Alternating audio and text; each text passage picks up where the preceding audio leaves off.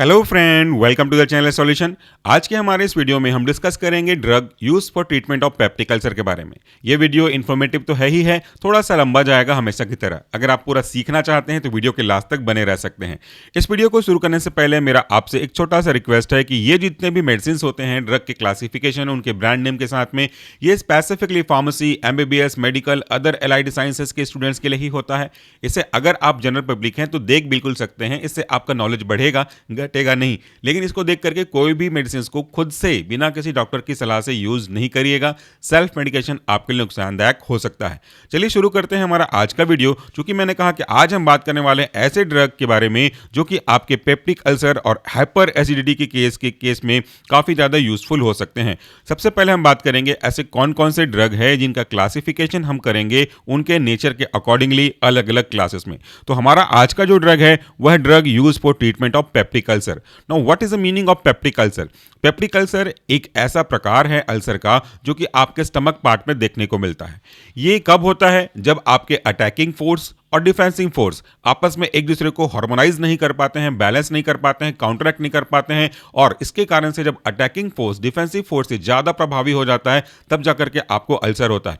Attacking force कहने का मतलब यहाँ पे एसिड है, जितने भी और सब्सटेंस हैं, कोरोजिव सब्सटेंस है, उनसे है। और डिफेंसिव फैक्टर से मतलब है मेरा आपके बाइकार्बोनेट के सिंथेसिस या म्यूकस का एक प्रोटेक्टिव लेयर का। तो जब तक ये दोनों बराबर मात्रा में हैं तब तक कोई दिक्कत नहीं होगी। लेकिन किसी भी कारण से जो कि आप आगे देखने वाले हो, उनमें से अगर एसिड का सीक्रेशन ज्यादा हो जाता है या फिर आपके बाइकार्बोनेट म्यूकस का सीक्रेशन कम हो जाता है तो फिर आपको अल्सर की प्रॉब्लम देखने को मिलती है। अल्सर अगर आप जनरली इमेज देखेंगे, रियल इमेज देखिएगा तो और अच्छे समझ में आएगा। उसके अकॉर्डिंगली आपके इस गैस्ट्रिक पास में इरोजन देखने को मिलते हैं। ये इरोजन समय के साथ साथ या तो प्रोग्रेसिवली बढ़ सकते हैं या सीवियरिटी इनकी और बढ़ सकती है और इनमें परफोरेशन होने के चांसेस भी हैं। ये क्यों होता है? क्योंकि आपके स्टमक में एक पर्टिकुलर पार्ट होता है जिसे हम बोलते हैं पैराइटल सेल। ये जो सेल है वो एसिड सिक्रीट करने का काम करता है। ये एसिड बहुत इंपॉर्टेंट है क्योंकि जब भी आप फूड कंज्यूम करोगे, खाना खाओगे या कोई भी ऐसी चीजें आपके ओरल रूट से आपके पेट में पहुंचेंगी जिसका यूज आपने कुछ बेनिफिट के लिए किया हुआ है, तो उसको डाइजेस्ट करने के लिए ये एसिड का सिक्रीशन स्टार्ट करता है। किसी कारण से अगर ये एसिड का सिक्रीशन जितनी जरूरत है उससे ज्यादा में होने लगे तो फिर ये एसिड आपके गैस्ट्रिक के अंदर के पार्ट में जो कि बहुत स्मूथ और डेडिकेटेड होता है उसको नुकसान पहुंचाने लगता है, और यही आपका प्रोग्रेसिवली आगे जाकर के अल्सर का कारण बन सकता है। हाइपर एसिडिटी भी एक ऐसा ही सिचुएशन है जहां पे एसिड का जो सिक्रेशन है ऑप्टिमम अमाउंट से ज्यादा होता है और यही आपको पेट में एक अलग सा डिस्कम्फर्ट जैसा एहसास महसूस कराता है, जिसे आप हिंदी में अम्लीयता या एसिडिटी कहते हो, और ये आपको खट्टी डकारों के रूप में भी देखने को मिल सकता है। तो आखिर ये दवाइयाँ क्या हैं जो इसको ठीक करने के लिए यूज करती हैं? उनके क्या बेसिक क्लासिफिकेशन है? कैसे हर एक क्लास का रिप्रेजेंटेटिव ड्रग अपना काम करता है और उस क्लास को रिप्रेजेंट करने वाले एक सैंपल मात्र ब्रांड नेम मार्केट में क्या क्या अवेलेबल है, हम देखते हैं। Classification of anti ulcer drug. पहला क्लासिफिकेशन है आपका गैस्ट्रिक एसिड सिक्रीशन इनहिबिटर। तो डिटेल से हम तो आगे जाएंगे, फिलहाल हम सिर्फ क्लास के और सब क्लास के नाम जान लेते हैं। So first class was gastric acid secretion inhibitor, यानी कि जो सिक्रीशन को क्या कर रहे होंगे, इनहिबिट कर रहे होंगे। इसके फर्दर आपको और सब क्लास देखने को मिलेंगे। सब क्लास में से पहला है आपका H2 एंटीहिस्टामिन्स, यानी कि ऐसे ड्रग जो कि H2 को उसके रेस्पेक्टिव रिसेप्टर पे बाइंड होने नहीं देते होंगे, इनहिबिट करते होंगे, इन्हीं को बोला जाएगा H2 एंटीहिस्टामिन्स। दूसरा है आपका एंटीकोलिनर्जिक्स, ऐसे ड्रग जो कि कोलिनर्जिक को उनके रेस्पेक्टिव कोलिनर्जिक रिसेप्टर पर बाइंड नहीं होने देते होंगे, जिससे उनकी प्रॉब्लम सॉल्व होती होगी। तीसरा है आपका प्रोटॉन पंप इनहिबिटर, यानी कि ऐसे ड्रग जो कि इनहिबिट करते होंगे किसको, प्रोटॉन पंप को। आखिर ये प्रोटॉन पंप है क्या, वो सब समझेंगे, बस ये पंप को जरा याद रखिएगा।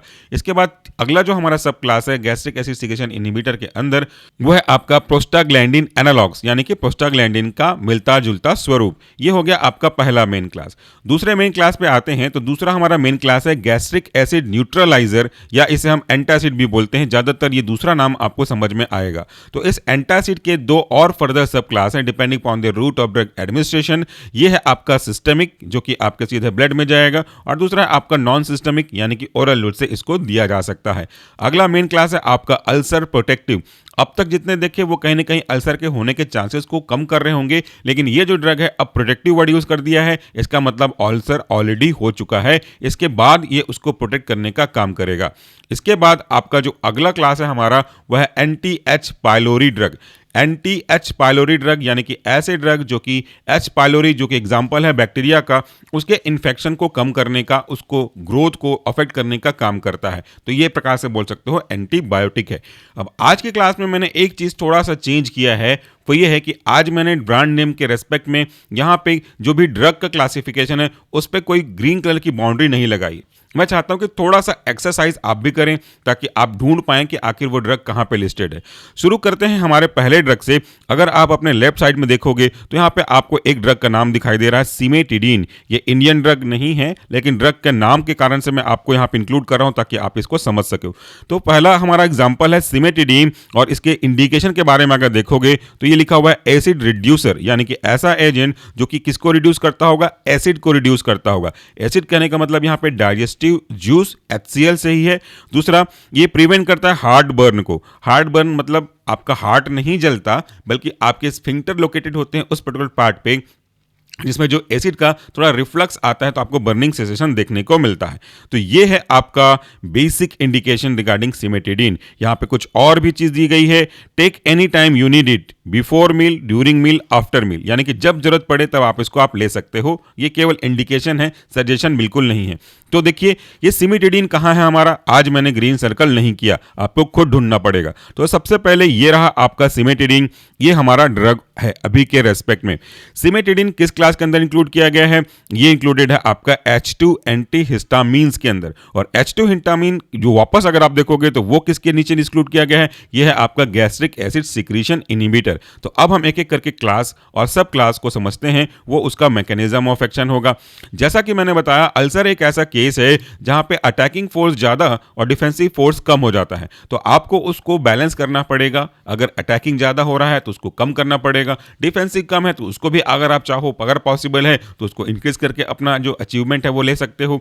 यहां पे पहला जो क्लास है वो है गैस्ट्रिक एसिड सिक्रीशन इनहिबिटर, यानी कि ये ऐसे ड्रग हैं जो इनहिबिट करते होंगे किसको, गैस्ट्रिक एसिड के सिक्रीशन को। गैस्ट्रिक एसिड यानी कि HCl के सिक्रीशन को ये कम करने का काम करते होंगे। और अगर एक लॉजिकल बात है कि जिसके ज्यादा बढ़ने की वजह से, जिसके ज्यादा सिक्रीट होने की वजह से आपका अल्सर हो रहा है, अगर आप उसी फैक्टर को कम कर दो, उसके सिक्रीशन को कम कर दो, तो आपकी प्रॉब्लम तो काफी हद तक सॉल्व हो जाएगी। तो ऐसे ही ड्रग कहलाते हैं गैस्ट्रिक एसिड सिक्रीशन इनहिबिटर, ये उनका मैकेनिज्म ऑफ एक्शन है। अब इस पूरे के पूरे ऑब्जेक्टिव को कि भैया मुझे तो गैस्ट्रिक एसिड के सिक्रीशन को कम करना है, ये मेन ऑब्जेक्टिव है, यही उद्देश्य है। इस उद्देश्य को पूरा करने के लिए कौन कौन से तरीके फॉलो करते हैं ये आपके सब क्लास में समझ में आएगा। पहला है H2 एंटीहिस्टामीन्स। तो ये H2 एंटीहिस्टामीन क्या है, देखिए पहले समझना पड़ेगा आपको हिस्टामीन के बारे में। हिस्टामीन ऐसे केमिकल मेडिएटर्स हैं जो कि मास्ट सेल के अंदर लोकेटेड होते हैं। ये हमारा मास्ट सेल है और इस मास्ट सेल के अंदर आपका हिस्टामीन और दूसरे इन्फ्लामेटरी मेडिएटर लगे हुए होते हैं। इस मास्ट सेल के ऊपर अगर आप देखोगे तो इस तरीके से आपको एपिटोप्स दिखेंगे। इन एपिटोप को हम बोलते हैं बाइंडिंग साइट। ये बाइंडिंग साइट बाइंड होने की जगह है। जब कभी भी इस पे इंड्यूसिंग एजेंट बाइंड होते हैं तो ये जो आपका मास्ट सेल है वो डीनेचर होता है और अंदर से जो हिस्टामीन है वो रिलीज होते हैं। तो ये हिस्टामीन के दो मेन सब टाइप डिस्कस करते हैं हम जनरली। यहाँ पे H1 और H2 है। H1 और H2 का क्या रोल है वो तो आपको पहले भी समझ में आ चुका होगा। H1 आपके एलर्जिक रिस्पॉन्स के लिए रिस्पॉन्सिबल होता है, जबकि H2 आपके स्टमक पे एसिड के सिक्रेशन के लिए रिस्पॉन्सिबल होता है। तो अब ये जो H2 है वो अपने रेस्पेक्टिव H2 रिसेप्टर पे अगर जाकर के बाइंड होता है, यहाँ पे देखिए कि ये अगर यहाँ से मूव करता हुआ यहाँ आ जाता है और यहाँ पे अगर बाइंड कर जाता है तो ये हो गया आपका सिग्नल, ये हो गया आपका रिसेप्टर, और दोनों कंबाइन होकर के बना लेंगे सिग्नल रिसेप्टर कॉम्प्लेक्स, और ये देगा इनका बायोलॉजिकल एक्शन या तो फार्माकोलॉजिकल एक्शन। और इनका बायोलॉजिकल एक्शन क्या है, इस पॉइंट पे इनका बायोलॉजिकल एक्शन है एसिड के सिक्रेशन को इंक्रीज करना, इनहेंस करना।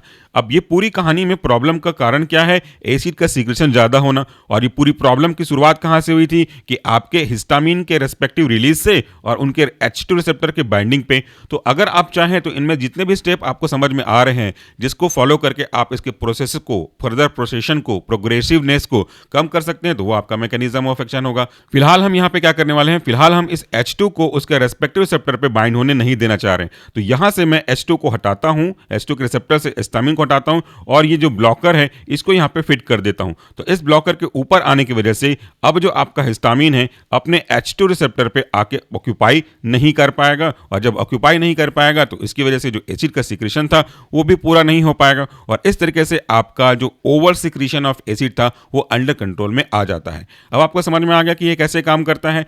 अब इसके अंदर जितने भी आपके और एग्जाम्पल होंगे H2 एंटीहिस्टामाइंस का, उन सब के काम करने के तरीके यही होंगे। एक चीज और आपको डिस्कस कर लेता हूं कि जो बेसिकली जितने भी क्लिनिकली यूज्ड H2 ब्लॉकर्स होते हैं वो कॉम्पिटिटिव एंटागोनिस्ट को फॉलो करते हैं, किसके रेस्पेक्ट में, हिस्टामिन के रेस्पेक्ट में एट H2 रिसेप्टर। लेकिन फेमोटिडीन ऐसा नहीं है। फेमोटिडीन एंटागोनिज्म करता है, वो पार्शियली नॉन कॉम्पिटिटिव होता है क्योंकि इसकी जो बाइंडिंग होती है H2 रिसेप्टर के साथ वो बहुत स्ट्रॉन्ग बाइंडिंग होती है। अब ये कॉम्पिटिटिव और नॉन कॉम्पिटिटिव क्या मतलब होता है? कॉम्पिटिटिव का मतलब सिंपल सा है कि अगर ये कोई रिसेप्टर है, ठीक है, यहाँ पे कोई रिसेप्टर है और इसके स्ट्रक्चर पे जरा ध्यान दे तो समझाने के लिए मैं बोल रहा हूँ आपको, यहाँ पे ये ओवल स्ट्रक्चर है, गोलाकार स्ट्रक्चर है, और यहाँ पे आपका कोई दूसरा एक और ट्रायंगल या फिर स्क्वायर या फिर स्टार शेप अलग तरीके की यहाँ पे बाइंडिंग साइट है।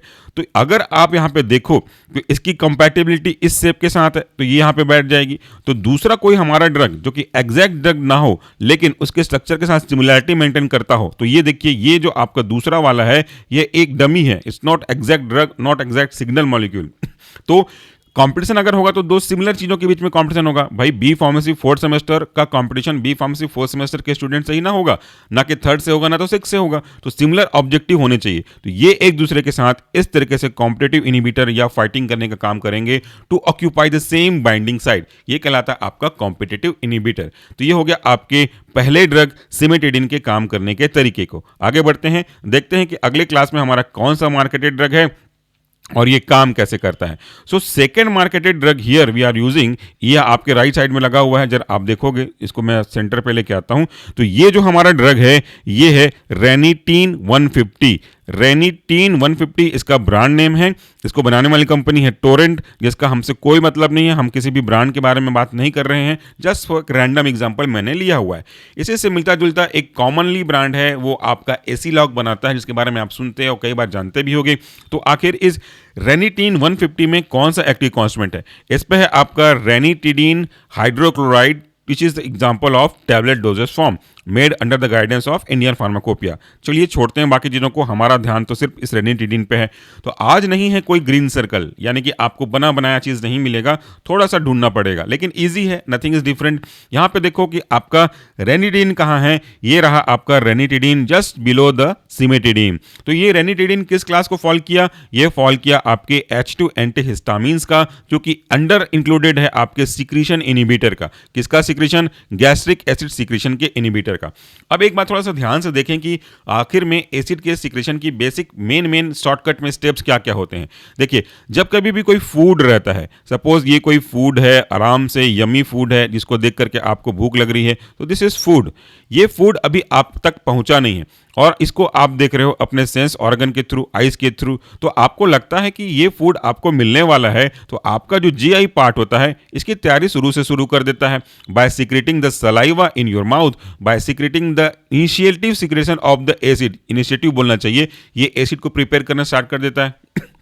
फिर जैसे ये फूड आपके हाथों में पहुंचता है, आपका जो एजम्पशन था कि ये मुझे मिलेगा वो थोड़ा सा और स्ट्रांग हो जाता है। इसके कारण से यहाँ पे जो आपका पैराइटल सेल है ये और मात्रा में एसिड का सिक्रेशन करने लगता है, और फाइनली जब आप इस फूड को कंज्यूम करते हो, मुंह पे रख करके चबाने लगते हो, तो स्टार्टिंग से ही आपके जो प्रोटेक्टिव मैकेनिज्म है रिगार्डिंग द एसिड वो शुरू हो जाते हैं। वो आपके लिए बाइकार्बोनेट सिंथेसिस को थोड़ा सा फैसिलिटेट करना स्टार्ट करते हैं, और अल्टीमेटली जब ये फूड आपके स्टमक में पहुंचता है तो इस फूड के रेस्पेक्ट में HCl, डाइजेस्टिव जूस भी बोल सकते हो आप उसको, वो स्टार्ट हो जाता है और पूरी तरह से सिक्रीट करने लगता है।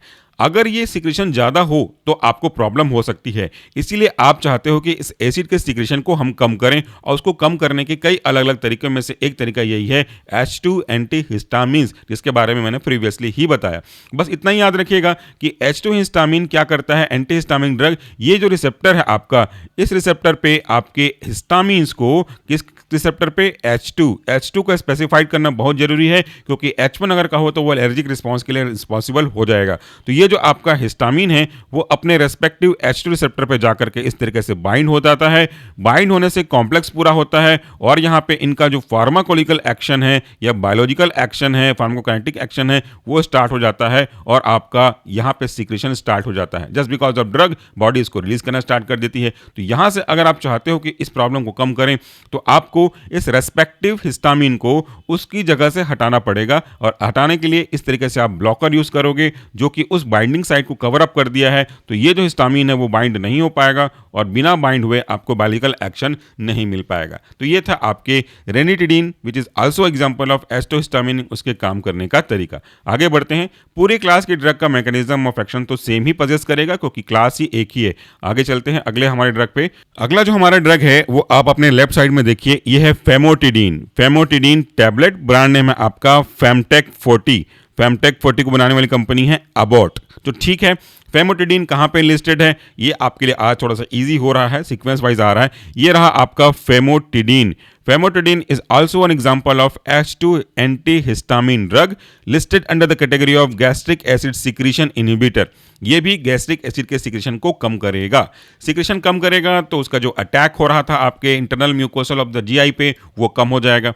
ऐसे देखो, रफ डायग्राम बना रहा हूं, ये आपका जीआई पार्ट है। ठीक, इस जीआई पार्ट पे आपका एसिड सिक्रीट हो रहा है इस पैराइटल सेल के द्वारा। तो this is parietal cell, it's starting secretion of HCl। मैं आपको कुछ आगे डायग्राम भी दिखाऊंगा, इसका एनिमेशन भी अवेलेबल है चैनल पे, चाहे तो आप सर्च कर सकते हैं एंटी एसिड ड्रग की प्लेलिस्ट में या कैटेगरी में। तो ये जो एसिड निकल करके आया, अब ये एसिड अगर कोई फूड प्रेजेंट है आपके स्टमक में तो इसके द्वारा यूटिलाइज कर लिया जाएगा। लेकिन अगर एक्सेस में एसिड सिक्रीट बन रहा है तो ये एसिड आपके इस लाइनिंग को टच करते रहेगा, इसके साथ काफ़ी ज़्यादा कांटेक्ट में रहेगा, जिसकी वजह से ये आगे जाकर के यहाँ पे एक छिलाव कटाव यानी कि अल्सरेशन का कारण बन सकता है। तो आपको ये क्या करना चाहिए, आपको ऐसा करना चाहिए कि इसकी बाउंड्री पे, जैसे अभी आप देखो मैं डार्क कर रहा हूँ इस चीज़ को, तो एक तो मोटा परत बना देना चाहिए प्रोटेक्टिव लेयर का, इस तरीके से कि कोई भी एसिड इसके अंदर पेनिट्रेट नहीं कर पाए। इस तरीके से एक तरीका ये हो गया। दूसरा तरीका ये हो गया कि भैया अगर आप प्रोटेक्टिव लेयर को स्ट्रांग नहीं बना पा रहे हो तो एसिड के कंसंट्रेशन को या उसके सिक्रीशन को आप कम कर दो। तो दोनों में से कोई भी तरीका फॉलो करके आप अपना जो टारगेट है वो अचीव कर सकते हो। ये आपके इस फेमोटिडीन के काम करने के तरीके हुए। आगे चलते हैं, नेक्स्ट ड्रग देख लेते हैं कौन सा नेक्स्ट ड्रग है और कौन से कैटेगरी में फॉल करता है। नेक्स्ट ड्रग है आपका लाफुटिडीन और उसमें डोमपेरिडोन भी है। तो फिलहाल हम यहाँ पे डोमपेरिडोन पे बात नहीं करेंगे, लाफुटिडीन पे बात करेंगे। ये लाफुटिडीन देखिए किस कैटेगरी का ड्रग है, कहाँ पे इंक्लूडेड है और इसे बनाने वाली कंपनी कौन है, इसको बनाने वाली कंपनी है मैक्लॉइड्स। ठीक है, तो लाफुटिडीन को देखते हैं कि कहाँ पे इंक्लूडेड है। लाफुटिडीन आपकी लास्ट में इंक्लूडेड है, हियर इट इज। तो ये लाफुटिडीन भी एग्जाम्पल है आपके H2 एंटीहिस्टामिन ड्रग का। और ये H2 एंटीहिस्टामिन ड्रग फिर से मैं बार बार रिपीट इसलिए कर रहा हूँ ताकि आपको याद हो जाए, वह आपका गैस्ट्रिक एसिड सीक्रेशन इनहिबिटर का। तो ये भी आपके H2 हिस्टामिन को उसके रेस्पेक्टिव साइट पे रिसेप्टर पे बाइंड होने नहीं देते हैं, जिसके बाइंड नहीं होने देने की वजह से ये आपके एसिड सिक्रेशन को कम करता है। और एसिड सिक्रेशन अगर कम होगा तो डेफिनेटली आपका जो अटैकिंग फैक्टर था in respect to peptic ulcer वो काफ़ी कम हो जाएगा। तो इस तरीके से आपका जो ड्रग है वो आपके लिए एक इंपॉर्टेंट प्रोटेक्टिव मैकेनिज्म का काम करते हैं और फर्दर प्रोग्रेशन ऑफ अल्सर को भी रोकने का काम करते हैं। तो ये सिंपल सा था, पहले डिस्कस कर चुके हैं। आगे चलते हैं, नेक्स्ट ड्रग आप हमारा देख रहे हैं वह है ओमेज। ब्रांड नेम है, काफ़ी चलता है ये दवाई। ये ओमेज है, इसको बनाने वाली कंपनी है डॉक्टर रेड्डी। तो इस ओमेज में एक्टिव कॉन्स्टेंट कौन सा है, यहां पे आपको दिख रहा होगा, यह है ओमेप्राजोल कैप्सूल 20 mg। mg से भी हमको कोई मतलब नहीं है फिलहाल, मेन मकसद हमारा ये है ओमेप्राजोल। तो this is hero, it is a drug of choice, interest of drug बोल सकते हैं, ओमेप्राजोल। ओमेप्राजोल लोकेट करिए कहाँ पे आपको मिलेगा। H2 एंटीहिस्टामिन तो हमने ऑलरेडी कवर कर लिया था, खत्म हो गया। कभी कभार कॉम्बिनेशन होगा तो मिल सकता है, अदरवाइज फिलहाल यहाँ पे नहीं मिलेगा। तो ये ओमेप्राजोल कहाँ है, here it is omeprazole. Omeprazole को देखो किसके अंदर इंक्लूड है, ये इंक्लूड है आपका प्रोटोन पंप के अंदर। तो इंक्लूडेड है प्रोटोन पंप इनहिबिटर। ठीक है, यानी कि ये इनहिबिट करता होगा प्रोटोन पंप को। और ये जो सब कैटेगरी है वो किसके अंदर इंक्लूड की गई है, वो फिर से गैस्ट्रिक एसिड सिक्रेशन इनहिबिटर के अंदर है। तो मेन टारगेट उनका उद्देश्य तो यही है कि किसी भी तरीके से गैस्ट्रिक एसिड के सिक्रेशन को कम किया जाए। अब उसको कम कैसे करें, उसके हिसाब से आपका जो सब क्लास है वह है proton pump inhibitor. Proton pump inhibitor को समझते हैं इसके वर्ड को तोड़ तोड़ करके। प्रोटोन का मतलब क्या होता है, इसका मतलब होता है H+ पॉजिटिव चार्ज वाला एजेंट। पंप मतलब क्या होता है? एक ऐसा मशीन जो आपके घर में है, अगर ये आपका पंप है, बोरवेल्स में लगने वाला पंप है, तो ये अगेंस्ट द ग्रेविटी किसी चीज को, लिक्विड को फ्लो करने का काम करती है। सपोज कि आपके छत में, घर के छत पे, ये आपका घर है, इस पे घर के छत में आपने कोई सिंटेक्स की टंकी लगा रखी है। इस टंकी से कनेक्शन लगा करके आप अपने घर में पानी लेते हो, तो ये यहाँ पे वाटर की टंकी हो गई, यहाँ से पानी आपका सप्लाई होता है दिस वाया। अब अगर ऊपर पानी की टंकी में पानी खत्म हो गया है और अगर आपने नगर निगम से टैंकर मंगाया, तो ये टैंकर आ गया आपका। इस टैंकर पे पानी है, लेकिन ये पानी सिंटेक्स में पहुंचेगी कैसे? तो यहाँ से एक पाइप के थ्रू पंप लगाया जाएगा और पंप प्रेशर के साथ इस पानी को आपके सिंटेक्स की टंकी पे लगाएगा और आपका सिंटेक्स टंकी जब फुल हो जाएगा तो आप क्या करोगे? अब पानी को यूज करने के लिए, बाल्टी भरने के लिए, बेसिन चालू करने के लिए क्या फिर से आपको पंप लगेगा? आपको पंप नहीं लगेगा। विद द ग्रेविटी होने के कारण से अब ये पानी ऊपर से सिंटेक्स से नीचे ऑटोमेटिक आएगा। लेकिन मेन कंसर्न यहाँ पे है, इस पे जरा फोकस करिए कि अगर पानी को नीचे खड़े ट्रक से, टैंकर से ऊपर छत के बिल्डिंग पे प्रेजेंट टंकी पे पहुंचाना हो तो ये ऑटोमेटिकली तो नहीं पहुंचेगा, यहां पे आपको पंप लगेगा। तो पंप क्या करता है? पंप एक ऐसा पार्ट है, मैकेनिकल पार्ट है, मशीनरी पार्ट है, जो किसी भी लिक्विड को अगेंस्ट दी ग्रेविटी, ऊपर की ओर, अगेंस्ट द कंसंट्रेशन, फोर्सफुली फेंकने का काम करता है, उसकी अवेलेबिलिटी को इंश्योर करता है। तो यहां पे हमारा पंप वाटर पंप नहीं है, बल्कि प्रोटॉन को पंप करने वाला पंप है, प्रोटॉन को भेजने वाला पंप है। और प्रोटॉन यानी कि H+, ये जो H+ है बहुत ही स्पेशल पार्ट प्ले करेगा, क्योंकि जब कभी भी आप H+ के बारे में देखोगे तो ये अगर H+ है जो कि आ रहा है, अगर अवेलेबल हो रहा है सेल के थ्रू, अगर ये सेल है तो इस सेल से अगर H+ अवेलेबल है तो ये H+ आगे किस तरीके से रिएक्ट करेगा? ये H+ आ गया आपके सेल के पास, प्लस हो जाएगा अगर आपने किसी भी सोर्स से Cl- लिया हुआ होगा तो, और ये आपके नमक से शुरू आएगा। नमक यानी कि NaCl टूटेगा तो Cl बचेगा, जो बॉडी में कहीं से भी अवेलेबल है। तो ये H+ प्लस Cl-, ये क्या बना लेंगे? ये बना लेंगे HCl, और यही HCl तो आपके लिए प्रॉब्लम है और इसी को तो आपको यहाँ पे इनहिबिट करना है। तो यहाँ पे HCl को अगर आप देखो बाई डायरेक्शनल रिएक्शन के थ्रू, तो यहाँ पे H+ ion is responsible for conversion of the substance into HCl। तो हम अगर इसकी अवेलेबिलिटी को इनहिबिट कर दें तो आपका काम तो काफी कुछ हो सकता है। तो ये जो प्रोटॉन पंप इनहिबिटर है, इसी तरीके से H+ के अवेलेबिलिटी को इनहिबिट करने का काम करते हैं, और इसको समझाऊंगा मैं आपको डिटेल से एक स्लाइड की मदद से। तो चलते हैं, मैं आपको एक स्लाइड दिखाता हूं, ये भी हमने बनाया हुआ है और इसका एनिमेशन भी ऑलरेडी अवेलेबल है। अगर आप चाहें समझने के लिए तो वीडियो सर्च कर सकते हैं, एंटी अल्सर ड्रग, पूरी प्लेलिस्ट आपको बहुत अच्छे तरीके के एनिमेशन के साथ मिल जाएगी। यहां देखो क्या क्या चीजें आपको दिखाई दे रही हैं। यहां पे अगर आप ध्यान से देखेंगे, थोड़ा सा ऊपर कर दूं आपके लिए, तो ये रहा हमारा GI का पार्ट, ये पूरा का पूरा आपका GI वाला पार्ट है। यहां पे जो आप ब्लू कलर में ये सब देख रहे हो, ये पूरी जो लाइनिंग है, दिस वन, ये क्या है? ये आपका प्रोटेक्टिव लेयर है, म्यूकस प्रोटेक्टिव लेयर है, जो आपको बचाने का काम कर रहा है, किससे? एसिड से। अब यहाँ पे आपका ये जो पिंकिश कलर में आपको नजर आ रहा है, जस्ट रिप्रेजेंटेशन है, ये आपका पैराइटल सेल है। पैराइटल सेल क्या करता है? एसिड के सिक्रेशन के लिए रिस्पॉन्सिबल है, तो पैराइटल सेल एसिड सिक्रेट करेगा, ये बन गया acid. Now this is acid. ये एसिड आगे आकर के आपके इस वॉल के साथ जाना चाहेगा, लेकिन आपके इस वॉल ने इसको प्रोटेक्ट करके रखा है, किसने? म्यूकस के प्रोटेक्टिव लेयर ने। अब इससे वो प्रिवेंट कर देगा, किससे? एसिड के अटैक से। लेकिन अगर बहुत अधिक मात्रा में एसिड आ गया तो ये एसिड आपके इस ल्यूमेन को डैमेज करता हुआ अंदर जाएगा और यहीं पे अल्सर को कॉज कर देगा। अब अगर आप चाहते हो इससे बचने के लिए, तो इसके सिक्रीशन को आप कम कर दो, जिसके बारे में हम अभी देख ही रहे हैं, गैस्ट्रिक एसिड सिक्रेशन इनहिबिटर। या तो फिर आगे अगर दूसरा क्लास देखोगे तो एंटासिड यूज कर दो, ये एंटासिड इसको न्यूट्रल कर देगा। आगे आने वाले क्लास को भी आप यहीं पे समझ लीजिए। तो इस तरीके से एसिड प्लस बेस, चूंकि एंटासिड यानी कि एंटी एसिड और एंटी एसिड यानी कि बेस बाय नेचर, तो ये बेस एसिड को न्यूट्रल कर देगा। और तीसरा अगर आप देखोगे आगे जाकर के, तो ये जो अल्सर बन चुका है, इसके ऊपर एक प्रोटेक्टिंग लेयर बन रही है। इस तरीके से देखिए, ये प्रोटेक्टिंग लेयर बन गया, इसको मिटा दूं ताकि आप देख पाओ। ये रेड कलर का जो सर्कल है वो प्रोटेक्टिव लेयर है, ये सुक्राल्फेट के द्वारा बनाया जाता है, ताकि ये जो एसिड आए तो इससे बच के रहे। जैसे रेनकोट हम लोग पहनते हैं, वैसे इसको बचा के रखेगा। और फाइनली एक और कारण, ये जो आप देख रहे हो वो आपके बैक्टीरिया हैं। इन बैक्टीरिया के इन्फेक्शन की वजह से अल्सर होगा, तो इन बैक्टीरिया को खत्म करने के लिए आप एंटीबायोटिक यूज करोगे। ये इनके बेसिक मैकेनिज्म ऑफ एक्शन हो गए। यहां पे देखो H2 H2 इनहिबिटर का मैंने बताया था आपको। ये देखिए H2 इनहिबिटर का कैसे काम करने का तरीका है। अब यहाँ पे हम प्रोटॉन पंप के बारे में बात कर रहे थे। हम बात कर रहे थे आपके ड्रग ओमेप्राजोल कैटेगरी के ड्रग का। तो ये आपका प्रोटॉन पंप है। उसके एग्जांपल है ओमेप्राजोल, पेंटोप्राजोल, इसोमेप्राजोल। ठीक, अब यहाँ पे ये आपका सेल है और ये आपका एक ऐसा पाथवे है, चैनल है, जिसमें दो आयंस एक साथ मूव कर रहे हैं। ये यहाँ पे सेल के अंदर से K+ आपके बाहर की ओर जा रहा है और बाहर से एक्स्ट्रा सेलुलर H+ अंदर आ रहा है। तो ये H+ आगे जाकर के Cl के साथ, जो कि माइनस फॉर्म में होगा, इनके साथ कोलैबोरेशन करेगा और यही बनाएगा आपका HCl। और ये HCl ये यहाँ से इस तरीके से काम करना स्टार्ट कर देगा।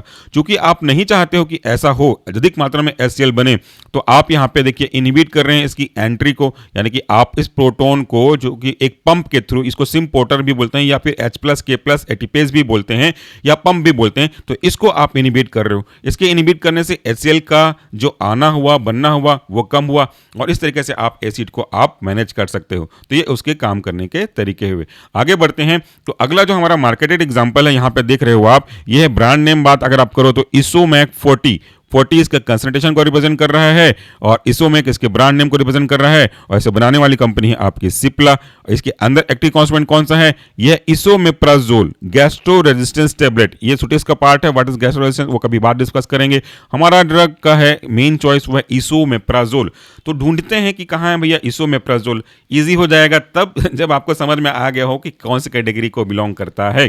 तो ये रहा हमारा esomeprazole which is falling under the category of proton pump inhibitor, again जो कि सब क्लास है आपका गैस्ट्रिक एसिड सीक्रेशन इनहिबिटर का। यहां पे एक टिप्स आपको दे दूं, वैसे तो आपको पता ही होगा। ये देखो H2 एंटीहिस्टामिन्स के अंदर आप बात करोगे तो सिमेटिडीन, रेनिडीन, फेमोटिडीन, रोक्साटिडीन, लाफोटिडीन, सबके लास्ट में टिडीन आ रहा है। तो ये आपके याद रखने के पॉइंट ऑफ व्यू से भी काम का होगा। वैसे ही अगर आप प्रोटोन पंप इनहिबिटर के अंदर देखोगे तो ओमेप्राजोल, एसोमेप्राजोल, पेंटोप्राजोल, लैंसोप्राजोल, राबिप्राजोल, सबके लास्ट में क्या शुरू हो रहा है, खत्म हो रहा है, वह आपका प्राजोल। तो ये आपको इंडिकेट करेगा कि ये इस कैटेगरी यानी कि प्रोटोन पंप इनहिबिटर की कैटेगरी को फॉलो अप करते हैं। तो आज हमारा ड्रग है इस स्लाइड में इसोमेप्राजोल। यहां भी सेम कंसेप्ट है कि ये H+ की अवेलेबिलिटी को इनहिबिट करेगा और अपना काम करेगा। अगर मैं एक चीज बात करूं कि एक कोई रॉ मटेरियल बनाते हैं, ऐसा एग्जांपल शायद सही नहीं है, फिर भी हम डिस्कस कर ही लेते हैं कि हमारे पास कुछ रॉ मटेरियल है। ये कुछ रॉ मटेरियल ऐसे हैं जिनसे हम आगे जाकर के कोई भी ऐसी चीज बना सकते हैं जो नहीं बननी चाहिए थी, सोसाइटी के लिए नुकसानदायक हो सकती है। तो ये कोई रॉ मटेरियल A है, ये कोई रॉ मटेरियल B है और ये कोई रॉ मटेरियल C है। अब डिपेंडिंग अपॉन द चॉइस हम इन तीनों में से किसी को भी कोलैबोरेट करके एक फाइनल प्रोडक्ट बनाते हैं, जो कि आपका प्रोडक्ट है वो है आपका D। ठीक, ये आपका फाइनल प्रोडक्ट हो गया और इस D को यूज भी किया जा सकता है। भाई एवरी चीज has to aspect, use and miss use. इसे यूज भी किया जा सकता है और इसे मिसयूज भी किया जा सकता है। जैसे एसिड नुकसान थोड़ी ना कर रहा है आपके लिए। एसिड को बंद कर दोगे जीरो तो खाना कैसे पचेगा, बाकी चीजें कैसी होंगी? सही मात्रा की चीजें, सही चीजें होनी चाहिए। ज्यादा भी सही नहीं है और कम भी सही नहीं है। कम होगा तो आप एसिड को बढ़ाने वाले ड्रग यूज करोगे, ज्यादा होगा तो पढ़ ही रहे हो कि क्या आप यूज करने वाले हो। तो ये जो रॉ मटेरियल जो फाइनल प्रोडक्ट बनाते हैं D, इसके यूज और मिस यूज की बात करें तो अगर किसी कारण से इसका मिस यूज ज्यादा हो रहा है तो आपको इस D को कम करना पड़ेगा। और D को कम करने के लिए ये जरूरी है कि ये D बनता किससे, इनकी अवेलेबिलिटी को कम किया जाए। तो यहाँ पे जो HCl फाइनल प्रोडक्ट बन रहा है वो in the presence of H+ ion के थ्रू हो रहा है with the help of H+ K+ ATPase यानी कि आपका प्रोटोन पंप। तो अगर आप प्रोटोन पंप को इनहिबिट कर देते हो तो आपका जो पूरा अवेलेबिलिटी है H+ आयन की वो भी कॉम्प्रोमाइज हो जाएगी और उससे आपको एडवांटेज होगा कि H+ के कारण से HCl आगे बन नहीं पाएगा। तो ये उसका मैकेनिज्म ऑफ एक्शन हुआ। सेम कैटेगरी का है तो मैकेनिज्म ऑफ एक्शन तो वही रहेगा, तो बार बार उस चीज को बनाने का कोई एस्पेक्ट भी नहीं है। नेक्स्ट ड्रग देखिए क्या है। हमारा नेक्स्ट ड्रग है आपका पेंटोप्राजोल। तो दिस इज द पेंटोप्राजोल और इसको बनाने वाली कंपनी है अपेक्स। तो हमको फिर से पता है कि हमको ब्रांड नेम से कोई मतलब नहीं है। मैं एग्जांपल मैंने रैंडमली लिया हुआ है, कोई भी पर्टिकुलर ब्रांड का कांटेक्ट हमसे होता नहीं। इतने बड़े बन नहीं गए हैं, आप बना दो तो अच्छी बात है कि कोई ब्रांड हमको अप्रोच करे। So here it is, where is the pantoprazole. Again आपको पता है कि प्राजोल लिखा है तो ये तो आपके प्रोटोन पंप इनहिबिटर के अंदर ही होगा। यहाँ पे हमारा पेंटोप्राजोल है। तो पेंटोप्राजोल के भी काम करने के तरीके वही हैं जो पहले बताया था, प्रोटोन पंप को इनहिबिट कर देना और अल्टीमेटली ये गैस्ट्रिक एसिड सीक्रेशन को ही इनहिबिट कर देगा। तो प्रॉब्लम का सॉल्यूशन क्या हो गया, ना रहेगी बांस ना बजेगी बांसुरी वाला कॉन्सेप्ट। तो यहाँ पे फिलहाल जब एक क्लास की बात करते हैं तो बाकी के एग्जांपल को सिर्फ ब्रांड नेम की अवेलेबिलिटी को दिखाने के लिए कि हाँ इस कॉन्स्टिट्यूएंट के ऊपर भी कोई ड्रग मार्केट में अवेलेबल है। आगे चलते हैं, नेक्स्ट ड्रग देख लेते हैं। हमारा नेक्स्ट ड्रग कौन सा है? नेक्स्ट ड्रग का जो ब्रांड नेम है वह आपका लेंजोल। इट्स यूज फॉर जूनियर, यानी कि बच्चों के लिए यूज होता है लेंजोल। लेंजोल के अंदर एक्टिव कॉन्स्टिट्यूएंट कौन सा है? यह है आपका लेंसोप्राजोल। यहाँ पे अगर आप देखोगे तो लेंसोप्राजोल आपका एक्टिव कॉन्स्टिट्यूएंट है। ढूंढते हैं कहाँ है लेंसोप्राजोल, यहाँ पे है आपका लेंसोप्राजोल। अगेन ये under the category of proton pump inhibitor, under sub of category of secretion inhibitor के अंदर यूज किया गया है, यानी कि ये H+ की अवेलेबिलिटी को इनिबिट करेगा और फाइनली एसिड के सिक्रीशन को भी इनिबिट करेगा। आगे बढ़ते हैं, देखते हैं कोई नया क्लास स्टार्ट होता है क्या। नेक्स्ट है आपका एंट्रिक कोटेड राबेप्राजोल सोडियम, इसका ब्रांड नेम है एसेरा। राबेप्राजोल हमारा मेन ड्रग है। राबेप्राजोल फिर से उसी कैटेगरी में आएगा, ये रहा आपका राबेप्राजोल। तो जो प्रोटॉन पंप इनिबिटर है ना, काफ़ी ज़्यादा यूजफुल हो रहे हैं। अगर आप देखोगे H2 एंटीहिस्टामिन, तो ये पहले के ड्रग थे, उनके बाद में आया प्रोटॉन पंप इनिबिटर। और आज के डेट में अगर आप बात करो कमर्शियली भी और फार्माकोलॉजिकली भी, तो जो ओमेप्राजोल है, रेंसोप्राजोल है, पेंटोप्राजोल है, एजोल कैटेगरी के ड्रग यानी कि प्रोटॉन पंप इनिबिटर कैटेगरी के ड्रग हैं, वो काफ़ी ज़्यादा यूजफुल हैं, काफ़ी ज़्यादा यूज़ किए जाते हैं इनको। तो चलिए देख लेते हैं अगला हमारा क्या है। ये तो सब सेम ही हो गया। नेक्स्ट स्लाइड पे मूव करते हैं। नेक्स्ट स्लाइड है आपका डेक्सरेबेप्राजोल। डेक्सरेबेप्राजोल ये भी वही है, यहाँ भी आप देख रहे हो ये भी आपके प्रोटॉन पंप कैटेगरी का ही ड्रग है, तो इसको भी हम स्किप करते हैं, आगे चलते हैं। सिर्फ आपको ये दिखाने के लिए कि इस कॉन्स्टिट्यूएंट का, इस ड्रग का मार्केट में ये प्रिपरेशन अवेलेबल है या तो कभी था, क्योंकि वीडियो जब आप देखोगे तो है नहीं, था हो सकता है। अगला जो ड्रग है आपका इलाप्राजोल। ये देखिए ब्रांड नेम मुझे समझ में नहीं आ रहा, ये हमारा एक्टिव कॉन्स्टिट्यूएंट है इलाप्राजोल। और इसका कहाँ पे फॉलो अप हो रहा है? ये इलाप्राजोल, ये है आपका प्रोटॉन पंप इनिबिटर के अंदर का ही ड्रग। तो बहुत सारे ड्रग हमने डिस्कस किए, ओमेप्राजोल डिस्कस किया, एसोमेप्राजोल डिस्कस किया, पेंटोप्राजोल किया, लेंसोप्राजोल किया, राबेप्राजोल किया, डेक्सराबेप्राजोल किया, और अभी आप देख रहे हो इलाप्राजोल। तो ये पूरी की कैटेगरी प्रोटॉन पंप इनिबिटर के ही है। बहुत सारे क्लासेस हैं और लगभग काफ़ी सारे क्लासेस यूजफुल भी हैं। नेक्स्ट पे चलते हैं। नेक्स्ट है आपका चेंज होने वाला है, हाँ ये चेंज हो गया। नेक्स्ट है आपका मीजोप्रोस्टोल। ये जो मीजोप्रोस्टोल है, इसका ब्रांड नेम यहाँ पे देखो हुआ है आपका साइटोलॉग। साइटोलॉग एक ब्रांड नेम है। इसको बनाने वाली कंपनी ये है जर्मन रेमेडीज, जो कि पार्ट है आपके जाइडस हेल्थ केयर लिमिटेड का। मेन हमारा मीजोप्रोस्टोल। मीजोप्रोस्टोल को ढूंढिए कहाँ है। मीजोप्रोस्टोल आपको तीसरे में दिख जाएगा, प्रोटॉन पंप इनिबिटर के जस्ट बाजू में। ये है आपका मीजोप्रोस्टोल। किस कैटेगरी में? प्रोस्टाग्लैंडिन एनालॉग की कैटेगरी में। तो आखिर ये प्रोस्टाग्लैंडिन एनालॉग्स होते क्या हैं, लेकिन इससे पहले कि ये किस कैटेगरी के अंदर फिर से फॉल करते हैं, तो ये देखो ये है आपका गैस्ट्रिक एसिड सिक्रीशन इनिबिटर। चलिए अब हम बात करते हैं प्रोस्टाग्लैंडिन एनालॉग के बारे में। जो प्रोस्टाग्लैंडिन के एनालॉग होते हैं, यानी कि उसके भाई बंधु होते हैं, वह है आपका PGE2 यानी कि प्रोस्टाग्लैंडिन E2 और PGI2 यानी कि प्रोस्टाग्लैंडिन I2 जिसको आप लोग बोल सकते हो। ये होते हैं एक ऐसे एनालॉग्स जो कि प्रोस्टाग्लैंडिन की फैमिली को बिलोंग करते हैं। इनका जो काम है, ये आपके गैस्ट्रिक म्यूकोसा को प्रोटेक्ट करना है और उसके कारण से फिर आगे जाकर के अल्सर के होने के चांसेस को प्रोटेक्ट करना है। यानी कि ये इंश्योर करते हैं कि आपका जो गैस्ट्रिक म्यूकोसा है वो बढ़िया आपके लिए प्रोटेक्टिव रोल का काम करते रहे, और इसके कारण से जो एसिड का अफेक्ट हो सकता था उसे वो रोक देंगे। ये क्या करेंगे, साथ साथ ये प्रमोट करते हैं आपके बाइकार्बोनेट के सिक्रीशन को, जिसके कारण से ये जो सिक्रीशन है एसिड के इफेक्ट को कम करने का काम करेगा। प्रोस्टाग्लैंडिन्स इनहिबिट करते हैं गैस्ट्रिन रिलीज को भी, और इसकी वजह से भी जो चांसेस हो सकते हैं उसको अल्सर के कम कर सकते हैं। तो हम इसको बोल सकते हैं कि एक तरीके से ये साइटोप्रोटेक्टिव का काम करेंगे। अब ये पूरा कॉन्सेप्ट क्या होता है वो देखो। यहाँ पे अगर हम बात करें मीजोप्रोस्टोल के मैकेनिज्म ऑफ एक्शन की, तो ये हमारा स्टमक है, हर बार यही डायग्राम बनता है। ये हमारा स्टमक है, ये हमारा पैराइटल सेल है। ये पैराइटल सेल बना रहे हैं एसिड, जो कि अब यहाँ पे आ गया एसिड के फॉर्म में। This is acid. अब ये जो एसिड है, इसको थोड़ा सा ठीक से लिख देते हैं, दिस इज एसिड। ठीक, ये एसिड है, ये आपके इस पर्टिकुलर पार्ट में जाकर के इसको डैमेज पहुंचा सकता है। लेकिन ऐसा ना हो, इसीलिए आपकी बॉडी का डिफेंस सिस्टम, जो कि मैंने बताया था प्रोटेक्टिव सिस्टम, एक लेयर बनाता है। इस लेयर बनाने को हम बोल सकते हैं साइटोप्रोटेक्टिव एक्टिविटी, क्योंकि ये क्या कर रही है, सेल को बचा रही है। ये बाइकार्बोनेट का होता है HCO3। ये बाइकार्बोनेट म्यूकस का लेयर भी होगा, तो जब कभी भी एसिड आएगा ना, इससे एसिड को बचा देगा। अगर किसी कारण से ये डैमेज हो जा रहा है तो फिर अल्टीमेटली आपका प्रोटेक्शन का जो कैपेसिटी है वो भी डाउन हो जा रहा है। तो हमारा ट्रीटमेंट का एक स्ट्रेटेजी ये तो है कि ठीक है, एसिड को कम कर दो, एसिड के बनने को कम कर दो, लेकिन दूसरी तरफ पहलू ये भी है कि आप इसके प्रोटेक्टिव पार्ट को, जो उसको प्रोटेक्ट करने का काम कर रहा है, इसको भी इंक्रीज करना स्टार्ट कर दो, ताकि अल्टीमेटली ये क्या हो सके, इंक्रीज हो सके और आपका डिफेंसिव फोर्स इक्वल हो सके आपके अटैकिंग फोर्स के थ्रू। तो इस तरीके से जो आपका प्रोस्टाग्लैंडिन एनालॉग्स है, मीजोप्रोस्टल है, वो अपना काम करता है। चलिए आगे बढ़ते हैं, नेक्स्ट क्लास में मूव करते हैं, देखते हैं कि नेक्स्ट क्लास हमारा कौन सा है। नेक्स्ट क्लास है आपका यहाँ पे सोडियम बाइकार्बोनेट इंजेक्शन। इसका रूट ऑफ ड्रग एडमिशन अलग होगा क्योंकि इसका डोजेस फॉर्म अलग है। सोडियम बाइकार्बोनेट कहाँ इंक्लूड किया गया है, चलिए ढूंढते हैं। ये रहा सोडियम बाइकार्बोनेट, आपने ढूंढ पाया था कि नहीं? ये रहा आपका सोडियम बाइकार्बोनेट। ये किसके अंदर आया है? ये आया सिस्टमिक के अंदर। लेकिन सिस्टमिक बोलने से क्या होगा, अब आगे देखो किसके अंदर है सिस्टमिक। ये गया गैस्ट्रिक एसिड न्यूट्रलाइजर यानी कि एंटासिड के अंदर। अब हमारा पहला चीज, इंपॉर्टेंट चीज कि ये क्या है, ये क्लास क्या है, क्लास का काम क्या है वो देखो। अब उसके बाद मैकेनिज्म समझ में आएगा और बाकी तो सब सेम ही होगा। यानी कि गैस्ट्रिक एसिड न्यूट्रलाइजर, ऐसे ड्रग, ऐसे एजेंट जो कि गैस्ट्रिक एसिड को न्यूट्रल कर रहे होंगे। मान लेते हैं कि ये आपका स्टमक का पार्ट है जहां पे एसिड आकर के रखा हुआ है। ये रहा आपका एसिड, ठीक, एसिड का पीएच ये तो जानते हो आप कि कम होता जाता है, और अगर हम पीएच को बढ़ाते जाएंगे तो उसकी एसिडिटी कम होती जाएगी और बेसिसिटी बढ़ती जाएगी।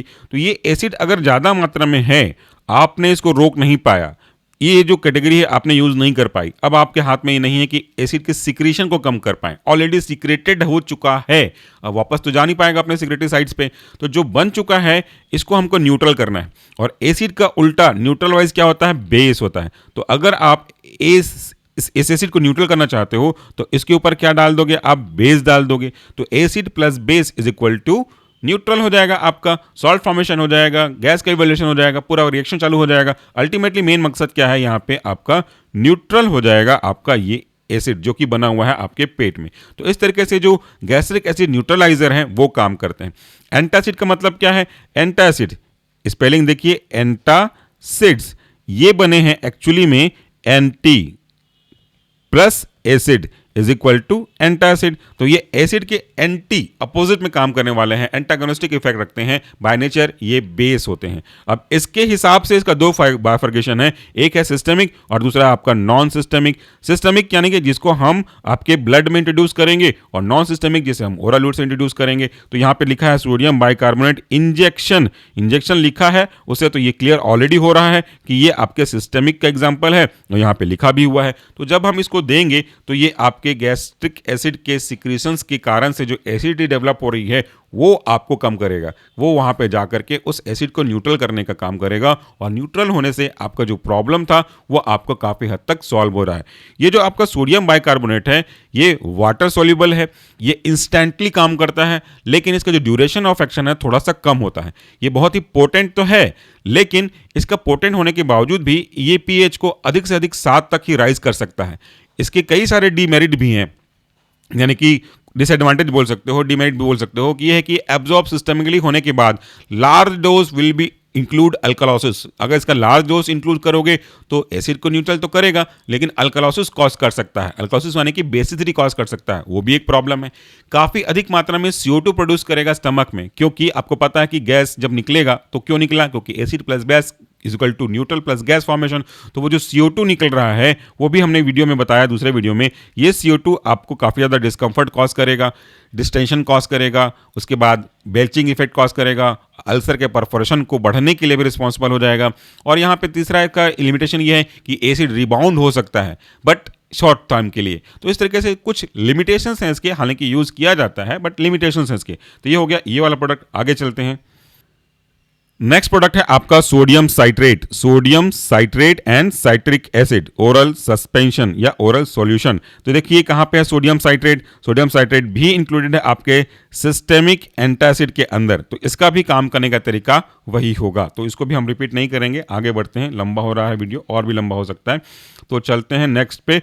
नेक्स्ट है आपका antacid anti gas tablet, brand name है डाइजीन। एक्टिव कॉन्स्टेंट बहुत छोटे छोटे दिखाई देंगे, शायद मुझे दिखाई भी ना दे, बट मेन कोशिश करते हैं कि यहाँ पे जो एक्टिव कॉन्स्टेंट है वह है मैग्नीशियम हाइड्रोक्साइड के बाद है आपका aluminium hydroxide, simethicone milk of magnesia.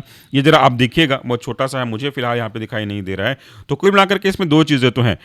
तो मैग्नीशियम हाइड्रोक्साइड और एल्यूमिनियम हाइड्रोक्साइड कहाँ पे हैं? ये रहे आपका मैग्नीशियम हाइड्रोक्साइड और आपका एल्यूमिनियम हाइड्रोक्साइड। और ये किसके अंदर इंक्लूड किए गए हैं? यहाँ पे थोड़ा सा नीचे कर दें, ये इंक्लूड किए गए हैं नॉन सिस्टमिक किसके अंदर? एंटासिड के अंदर। तो ये नॉन सिस्टमिक एंटासिड है, यानी कि जिनको ओरल रूट से दिया जाता है। अब डाइजीन तो सबने यूज़ किया है, सबको पता है कि जब एसिडिटी होती है तो आप यूज़ कर सकते हो, तो ये भी एक अच्छा काम करने का तरीका है। लेकिन एसिड के सिक्रेशन को ये कम नहीं करेगा, बल्कि एसिड को न्यूट्रल करने का काम करता है। अब इसके काम करने के तरीके की जानने से पहले एक चीज़ जरा ध्यान रखिएगा कि इसके कुछ लिमिटेशंस हैं। जैसे अगर आप सिर्फ और सिर्फ मैग्नीशियम हाइड्रोक्साइड दोगे तो ये लैक्सेटिव इन नेचर होता है, ठीक, यानी कि ये लूज मोशन कॉज कर सकता है। और अगर आप एल्यूमिनियम हाइड्रोक्साइड को दोगे तो कॉन्स्टिपेटिव इन नेचर होता है, तो यानी कि कॉन्स्टिपेशन कॉज कर सकता है।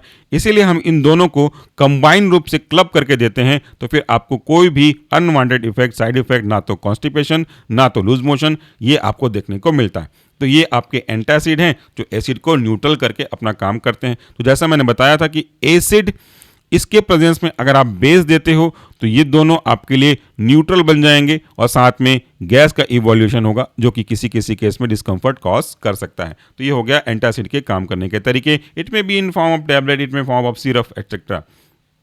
नेक्स्ट आपका है अगला ड्रग, वह है आपका मेगालाड्रेट एंड साइमेथिकोन। ये कहाँ पे है और ये किस कैटेगरी में है? साइमेथिकोन तो यहाँ पे इंक्लूड नहीं होगा, एंटीफ्लैटुलेंस के अंदर यूज होगा। मेगालाड्रेट ये कहाँ पे है? ये रहा आपका मेगालाड्रेट। तो ये भी आपके नॉन सिस्टमिक एंटासिड का ही एग्जाम्पल है। तो इसका भी मैकेनिज्म ऑफ एक्शन सेम होगा, वो सेम मैकेनिज्म को शेयर करेंगे। नेक्स्ट ड्रग है आपका सोलासिड। ये सोलासिड ब्रांड नेम है और इसके एक्टिव कॉन्स्टेंट की अगर आप बात करोगे तो यहाँ पे लिखा हुआ है मैग्नीशियम ट्राइसिलिकेट, बहुत क्लियरली नहीं है, और एल्यूमिनियम हाइड्रोक्साइड भी शायद इसमें हुआ है। तो फिलहाल मैग्नीशियम ट्राइसिलिकेट कहाँ पे है? ये रहा आपका magnesium trisilicate, which is also example of non systemic antacid. ये मैग्नीशियम ट्राइसिलिकेट बेसिक ड्रग है जो एसिडिटी को कम करता है। इसके दूसरे जगह भी यूज़ हो सकते हैं, गाउट के केस में भी यूज़ हो सकता है, यूरिन ट्रैक इन्फेक्शन के केस में भी यूज़ हो सकता है, जहाँ पे यूरिन का एसिडिटी भी बढ़ रहा हो, जिसकी वजह से जलन हो रहा हो, वहाँ भी यूज़ कर सकते हैं। तो फिलहाल in case of peptic ulcer इसका भी काम करने का तरीका वही है, न्यूट्रलाइजेशन करना किसको? एसिड को। नेक्स्ट चलते हैं, नेक्स्ट ड्रग है आपका बहुत इंपॉर्टेंट में से एक, वह है आपका सुक्राल्फेट। सुक्राल्फेट, यहाँ पे सुक्राल्फेट कहाँ पे है जरा ढूंढिएगा। ये रहा आपका सुक्राल्फेट, किसके अंदर इंक्लूड किया गया है? नया कैटेगरी है, वह है आपका अल्सर प्रोटेक्टिव। इसके ऊपर कई सारे वीडियोस हमने डाले हुए हैं, अगर आप चाहेंगे तो इसी वीडियो के लास्ट में मैं उसका एनिमेशन भी ऐड करने की कोशिश करूंगा, एनिमेशन नहीं, रिप्रेजेंटेशन ऐड करने की कोशिश करूंगा। अगर आप इतने दूर तक आ गए हैं तो थोड़ा दूर और देख लीजिएगा, मुझे उम्मीद कम है कि यहाँ तक कोई भी पहुँचा हुआ होगा। तो ठीक है, सुक्राल्फेट किसके अंदर इंक्लूड किया गया? अल्सर प्रोटेक्टिव के अंदर। ये क्या होता है? अगर ये आपका स्टमक है और यहाँ पे अल्सर जनरेट हो गया है तो इसके पास क्या होता है, जो सेल डैमेज हो चुके होते हैं ना, इनके पास पॉजिटिव चार्ज होता है इस पर्टिकुलर सेल में, ठीक, इसके पास पॉजिटिव चार्ज है। अब अगर आप सुक्राल्फेट को ओरल रूट से देते हो तो ये सुक्राल्फेट जाएगा और सुक्राल्फेट के पास नेगेटिव चार्ज होता है, तो नेगेटिव चार्ज पॉजिटिव चार्ज के पास जाके अट्रैक्ट हो जाएगा और इस तरीके से एक बैरियर बना देगा। मतलब समझो ऐसे कि ये एक पॉजिटिव चार्ज है तो नेगेटिव चार्ज इस तरीके से इसके चारों तरफ चिपक जाएंगे और पूरा एक बैरियर बन जाएगा। अल्सर के ऊपर बैरियर बना है इसलिए एसिड और इसके ऊपर आकर के अटैक नहीं कर पाएगा। तो इस तरीके से जो सुक्राल्फेट है वो बहुत अच्छे से काम करता है। बहुत डिटेल पे इसलिए नहीं जा रहा हूँ सुक्राल्फेट का, क्योंकि एनिमेशन है आगे और एक एनिमेशन के बाद एक रिप्रेजेंटेशन भी है जो कि पूरा कॉन्सेप्ट को क्लियर कर देगा। ठीक, तो वहाँ से भी आप देख सकते हो। सुक्राल्फेट का जरूर देखिएगा, बहुत इंपॉर्टेंट है, उसको आप स्किप मत करना। नेक्स्ट जो हमारा ड्रग है वो है कोलोइडल बिस्मथ सबसाइट्रेट। कोलोइडल बिस्मथ सबसाइट्रेट ये भी अल्सर प्रोटेक्टिव के अंदर यूज किया गया है, इसका भी मैकेनिज्म एक्शन वही होगा, CBS जिसको बोलते हैं। आगे बढ़ते हैं नेक्स्ट ड्रग पे। नेक्स्ट ड्रग है हमारा एंटीबायोटिक की कैटेगरी में, यह है एमलॉक्स 500। एमलॉक्स 500 का एक्टिव कॉन्स्टेंट क्या है? यह है एमॉक्सिसिलिन। एमॉक्सिसिलिन कहाँ पे है ढूंढिए जरा, ये सारे क्लास तो हो गए, ये रहा amoxicillin. Amoxicillin is example of anti H pyloric drug. Anti H pyloric drug मतलब जो हेलिकोबैक्टर पायलोरी है वो भी अल्सर को कॉज करता है, और बैक्टीरिया को अगर आपको खत्म करना है तो डेफिनेटली आपको क्या यूज़ करना पड़ेगा? आपको एंटीबायोटिक्स यूज़ करना पड़ेगा। उसके अंदर के कई एग्जांपल में से एक है आपका एमॉक्सिसिलिन। एमॉक्सिसिलिन एक सेल वॉल सिंथेसिस इनहिबिटर का एग्जांपल है। ये कैसे काम करता है? ये मान लो कि बैक्टीरियल सेल है, ये है एच पायलोरिक, ठीक, ये आपका एच पायलोरिक ड्रग है और एच पायलोरिक बैक्टीरिया है और ये उसका सेल वॉल है। सेल वॉल क्या करता है, सेल की दीवार है तो बाहर से आने वाले फिजिकल, केमिकल, फिजियोकेमिकल या कोई और सब बायोलॉजिकल सब्सटेंस है इसको बचा के रखता है। तो ये जो भी एजेंट इसको नुकसान पहुंचाने के लिए जा रहे होंगे इन सब से अपने आप को बचा रहा है just because of this cell wall. जैसे आप कमरे की दीवार में, आप छत में बैठे हो, सीलिंग पे बैठे हो, तो आपको धूप, पानी, हवा इन सब से बचा रहा है कि नहीं बचा रहा है, तो ये सेल वॉल प्रोटेक्टिव का काम करता है उस बैक्टीरिया के रिस्पेक्ट में। लेकिन अगर हम एमॉक्सिसिलिन देते हैं तो ये एमॉक्सिसिलिन क्या करेगा, ये सेल वॉल सिंथेसिस इनहिबिटर है, तो ये सेल वॉल के सिंथेसिस को ही इनहिबिट करेगा। और अभी आप देखते रहो यहाँ पे ये सेल वॉल सिंथेसिस इनहिबिटर जा रहा है और इसको ये इनहिबिट कर दिया और इस तरीके से सेल वॉल इनहिबिट हो गए। अब ये जो एजेंट थे जो इसको पहले नुकसान पहुंचा सकते थे वो एंटर कर जाएंगे और एंटर करके इसको किसको, एच पायलोरी को डिस्ट्रॉय कर देंगे। इससे आप अल्सर के कारण को रोक सकते हो, उससे आप बच सकते हो। नेक्स्ट क्लास में मूव करते हैं। अच्छा, इसके मैकेनिज्म ऑफ भी हैं, चलिए ये भी बहुत इंपॉर्टेंट है, इसका भी एनिमेशन आपको मिल जाएगा, अगर आप चाहो तो वो देख सकते हो। शॉर्टकट में आपको मैं चाहूँ तो ऐड कर दूंगा, मुझे अगर भूल गया तो बता दीजिएगा, लिंक दे दूंगा आपके कमेंट बॉक्स में या डिस्क्रिप्शन बॉक्स में। यहाँ पे बैक्टीरिया रिस्पॉन्सिबल है, एच पायलोरी के बारे में बात किया था, तो एच पायलोरी या कोई भी बैक्टीरिया को ठीक करने के कई अलग अलग मैकेनिज्म हो सकते हैं। जरूरी नहीं कि यहाँ पे जितने भी मैंने ड्रग्स दिखाए गए हैं वो इक्वली यूजफुल होते होंगे अल्सर के केस में। यहाँ पे कंबाइंड रूप से एंटी बैक्टीरियल ड्रग का यूज किया गया है, मैकेनिज्म ऑफ एक्शन। तो जैसे अभी आपने क्या देखा था, अभी आपने देखा था कि सेल वॉल सिंथेसिस इनहिबिटर का, तो ये सेल वॉल सिंथेसिस इनहिबिटर क्या करेगा, ये जो लेयर आप देख रहे हो ना, ये पूरा आपका सेल वॉल है। अगर ये सेल वॉल इंटैक्ट रहता ऐसे करके तो इससे प्रोटेक्ट करता रहता अपने आप को वो, क्योंकि सेल वॉल सिंथेसिस इनहिबिटर कर दिए हो तो ये पूरा इनहिबिट हो गया है, इसलिए अंदर जो ड्रग है वो आ सकता है और पूरे जो इफेक्ट है उसको नुकसान पहुंचा सकता है। प्रोटीन सिंथेसिस इनहिबिटर भी आप पढ़ोगे आगे, तो प्रोटीन सिंथेसिस इनहिबिट करेगा, तो ये कैसे इनहिबिट करेगा, ये ट्रांसक्रिप्शन, ट्रांसलेशन और फाइनली प्रोटीन सिंथेसिस, तो इनमें से किसी को भी अफेक्ट करके ये प्रोटीन सिंथेसिस इनहिबिट हो जाएगा और अपना काम नहीं कर पाएगा बैक्टीरिया, क्योंकि प्रोटीन की अवेलेबिलिटी नहीं मिलेगी। इनके डीएनए के रेप्लिकेशन को भी अफेक्ट करके हम कर सकते हैं, इनके एंजाइमेटिक एक्शन को भी अफेक्ट कर सकते हैं, सेल मेम्ब्रेन से लीकेज कॉज करके भी करा सकते हैं। तो ये पूरा एनिमेशन अवेलेबल है, आपसे रिक्वेस्ट है कि आप इसी चैनल पर जाकर के देख लीजिएगा। अगला जो आपका ड्रग है वह है क्लेरिथ्रोमाइसिन। क्लेरिथ्रोमाइसिन ये कहाँ है, ये नीचे रखा हुआ है और ये भी एंटीबायोटिक के एग्जाम्पल है। क्लेरिथ्रोमाइसिन प्रोटीन के सिंथेसिस को अफेक्ट करता है, जैसा कि अभी मैंने आपको दिखाया था, प्रोटीन के सिंथेसिस को अफेक्ट करता है, मतलब ये वाले स्टेप्स को वो अफेक्ट करेगा और अफेक्ट करने के कारण से प्रोटीन नहीं मिलेगा। प्रोटीन बहुत इंपॉर्टेंट कॉन्स्टिट्यूएंट है बैक्टीरिया की डिफरेंट तरह की एक्टिविटी को पूरा करने के लिए, उसको कई काम करने होते हैं, उन सब काम को करने के लिए कुछ केमिकल बनाने पड़ेंगे, वो सब बनते हैं प्रोटीन की मदद से। तो प्रोटीन के सिंथेसिस को अगर आप इनहिबिट कर दोगे तो बैक्टीरिया का सर्वाइवल भी इनहिबिट हो जाएगा। तो आपका जो ड्रग क्लेरिथ्रोमाइसिन है वो उस तरीके से काम करता है। नेक्स्ट जो ड्रग है आपका वो है आपका मेट्रोनिडाजोल। ये रहा मेट्रोनिडाजोल और ये रहा हमारा drug included under the H pyloric drug. ये एंटीबायोटिक तो है लेकिन सारे एंटीबायोटिक यूज नहीं कर सकते। ऐसे ही एंटीबायोटिक जो एच पायलोरी के प्रति ससेप्टेबल होंगे, उसको किल करने की कैपेबिलिटी रखते होंगे, उन्हीं को इसमें इंक्लूड किया गया है। तो जो मेट्रोनिडाजोल है इसके काम करने के तरीके अलग अलग हैं। ये प्रोटीन सिंथेसिस को भी इनहिबिट करता है और ये डीएनए की जो भी एक्टिविटी होती है बैक्टीरिया के रिस्पेक्ट से उसको भी इनहिबिट करता है। तो इस तरीके से बैक्टीरिया के फर्दर ग्रोथ और सर्वाइवल को इनहिबिट कर देगा। Now coming to the next class, वो आप देखोगे एग्जांपल में, तो ये है आपका टीनिबा 300। ये ब्रांड नेम है, बनाने वाली कंपनी है जाइडस और इसका जो एक्टिव कॉन्स्टेंट है वह आपका टिनिडाजोल। टिनिडाजोल कहाँ है, सब आपको इसी लाइन में मिलेगा। ये रहा टिनिडाजोल। तो टिनिडाजोल का काम करने का तरीका है कि ये अफेक्ट करता है डीएनए के स्ट्रक्चर को और डीएनए की एक्टिविटी को। तो डीएनए का स्ट्रक्चर और डीएनए की एक्टिविटी अगर अफेक्ट हो रही है तो बैक्टीरिया सर्वाइव नहीं कर पाएगा। अगर आप फ्लोरोक्विनोन कैटेगरी का ड्रग देखोगे आगे जाकर के, नॉट इन दिस क्लास, तो ये देखेंगे कि ये सुपर कॉइलिंग होती है इस तरीके से, इस सुपर कॉइलिंग को हमको अफेक्ट करना पड़ता है। इस पॉजिटिव सुपर कॉइलिंग को मेंटेन करके रखना पड़ता है। जो बैक्टीरिया को मदद करने वाले एजेंट है डीएनए गायरस, वो नेगेटिव सुपर कॉइलिंग को और दे देते हैं। हम उनको खत्म करके फिर से इस नेगेटिव को पॉजिटिव सुपर कॉइलिंग में बधा के रखते हैं, जिससे बैक्टीरिया सर्वाइव नहीं कर पाता और किल हो जाता है। अब आ गए हम अपने लास्ट स्लाइड पे। पता नहीं कितना टाइम हो गया रिकॉर्ड करते हुए। इस लास्ट स्लाइड में हम देखेंगे आपका टेट्रासाइक्लिन।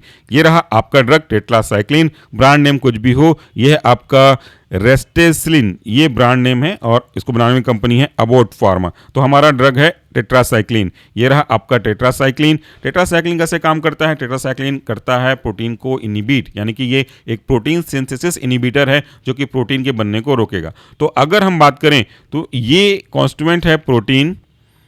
इस प्रोटीन को बैक्टीरिया अपने किसी भी तरह के एक्टिविटी के लिए कर देगा, एंजाइमेटिक एक्टिविटी के लिए, या आपके रिसेप्टर एक्टिविटी के लिए या न्यूरोट्रांसमिशन एक्टिविटी के लिए, और इनसे बैक्टीरिया करता है सर्वाइव। तो अगर आप बैक्टीरिया को सर्वाइव होने नहीं देना चाहते हो, खत्म करना चाहते हो इस तरीके से, तो आपको इसकी प्रोटीन के सिंथेसिस को इनिबिट करनी पड़ेगी। और इस तरीके से अगर आपने प्रोटीन के सिंथेसिस को इनिबिट कर दिया तो बैक्टीरिया सर्वाइव नहीं कर पाएगा। तो फाइनली आपके जितने भी ड्रग्स है including under the treatment of peptic ulcer, वो हमने कवर अप करे। एंटी एसिड ड्रग भी इसको देख सकते हो, एंटी एसिडिक ड्रग भी बोल सकते हो। तो ये हो गया हमारा आज का पूरा detail classification drug used for peptic ulcer. I hope कि यहाँ तक तो बने हुए होंगे। अगर आप यहाँ तक वाकई में बने हुए हैं तो thank you so much. Comment करिएगा, तभी तो पता चलेगा कि आप बने हुए हो। अगर आप लास्ट तक बने हैं तो कमेंट करके बता दो कि मैं लास्ट तक था, यही पता चल जाएगा कितने बच्चे यहाँ तक पहुँचे हैं। Thank you, take care. ये जो दो छाले हैं इसके ऊपर सुक्राल्फेट एक प्रोटेक्टिव लेयर बना करके आपके छाले को बचाता है। जैसा कि आप मेरे हाथ में ग्लव्स देख रहे हैं और ये जो ग्लव्स है मेरी उंगलियों के अंदर वाले हिस्से को बचा रहा है, वैसे ही सुक्राल्फेट इन दो अल्सर के ऊपर एक प्रोटेक्टिव लेयर बना करके इसके प्रोग्रेशन को रोकेगा। और इस पूरे कॉन्सेप्ट को समझेंगे हम एक मैग्नेट की सहायता से, और साथ में आगे मैं आपको दिखाऊंगा हम लोहे के छोटे छोटे बॉल्स, जिसको हम लोग बैरिंग बोल सकते हैं या छर्रे बोल सकते हैं, उन दोनों को मिला करके पूरे कॉन्सेप्ट को बहुत आसानी से समझने की कोशिश करेंगे। तो मेरे हाथ में एक मैग्नेट है और दूसरी तरफ देख रहे हैं लोहे के बैरिंग्स है। तो इसे मैंने कबाड़ से जुगाड़ करके बनाया हुआ है ताकि हम अपने कॉन्सेप्ट को क्लियर कर सकें। जैसे एक चुंबक लोहे को खींचेगा, वैसे ही अल्सर जो कि एक प्रोटीन का हिस्सा था सेल, वो रप्चर हो जाता है तो उसके ऊपर सुक्राल्फेट एक बैरियर बनाता है। और एक सुक्राल्फेट के पास होता है नेगेटिव चार्ज और जो सेल रप्चर हो चुका होता है उसके पास पॉजिटिव चार्ज। तो जैसे ये जो चुंबक है, मान लेता हूं कि ये पॉजिटिव चार्ज है और ये मेरा जो आपके लोहे का छर्रा है वो नेगेटिव चार्ज है, तो इस तरीके से देखेंगे तो पॉजिटिव चार्ज वाला चुंबक नेगेटिव चार्ज वाले छर्रे को, बैरिंग को अपनी ओर इस तरीके से अट्रैक्ट कर रहा है।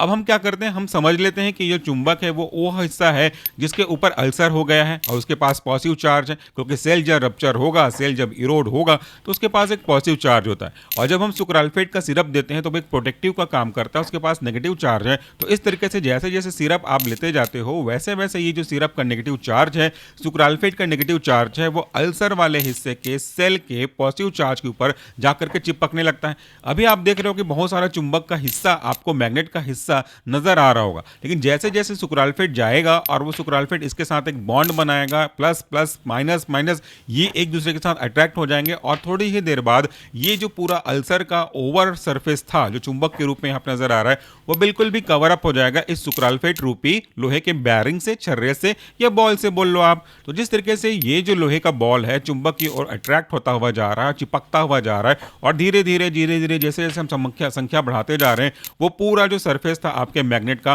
वो बिल्कुल भी डिसअपियर होता जा रहा है। तो एक प्रकार से आप ये कह सकते हो कि ये जो छर्रे हैं वो चुंबक के ऊपर एक प्रोटेक्टिव लेयर बना रहे हैं। ठीक वैसा ही आपका सुक्राल्फेट का जो सब्सटेंस है वो आपके अल्सर के ऊपर एक प्रोटेक्टिव लेयर बना रहा है। अब ये जो सुक्राल्फेट है वो अल्सर के लिए मैनेजमेंट के लिए यूजफुल तो है, लेकिन यहाँ पे एक बात का विशेष ध्यान रखिएगा कि सुक्राल्फेट का यूज हम कई जगह कर सकते हैं, चाहे वो पाइल्स के केस में हो, चाहे वो आपके कट को भरने के केस में हो, चाहे सर्जरी के टांके को सुधारने के कंसीजन में हो।